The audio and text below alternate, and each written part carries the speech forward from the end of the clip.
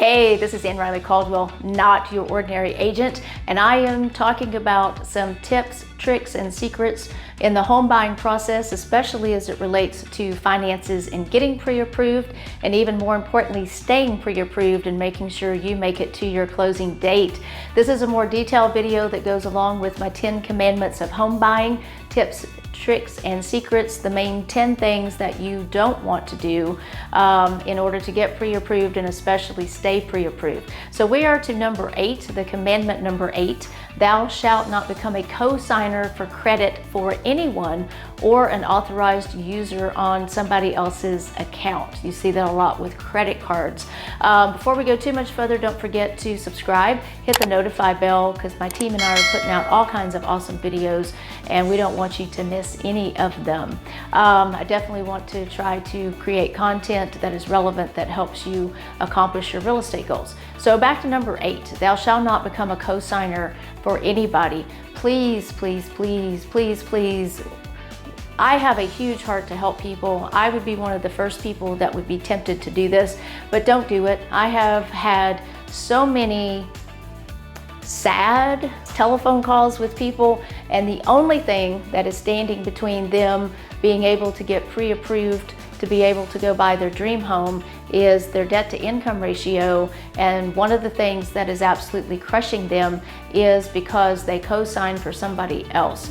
And it's even worse when the somebody else doesn't make the payments that they agreed to make, and now you're on the hook to either make those payments or watch that car get repossessed. Most often it's a car loan for a child or for a spouse or for a friend or for a brother or a sister, but whatever it is that you're co-signing for somebody, a boat, an RV, it doesn't matter.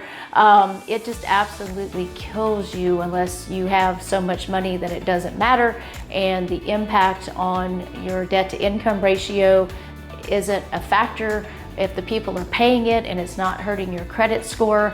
As always, if you have a ton of money, none of this really matters. But for people who, you don't have a ton of money, every single thing that you do financially is going to make an impact on your credit score, which is going to impact whether you can get pre-approved, is going to impact your loan type, and most of all, that debt to income ratio. It can just be a killer when there's a $200, $300, $400, $500 car payment out there that's not even your car, simply because you co-signed on it. And people say to me all the time, but they're making the payments, they're not behind, but it is as if it were your car. It doesn't make a difference, even though intellectually it doesn't really make sense, even though we don't like to look at it that way. The problem is when you co-sign for someone else, if that person stops making payments, then that creditor is going to come after you and they're going to expect you to make the payments. So it has to count as if it was yours.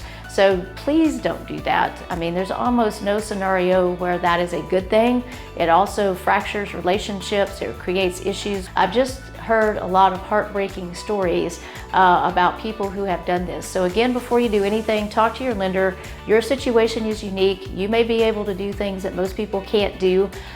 So just ask the questions before you do it, not after you do it, preferably. So anyway, I'm Ann-Riley Caldwell. I would love to partner with you. I'd love to answer your real estate questions. I would love to help you accomplish your real estate goals. So reach out to me at 615-930-0313. Hit my website, notyourordinaryagent.com. You can find all kinds of ways to communicate with me and find me on social media.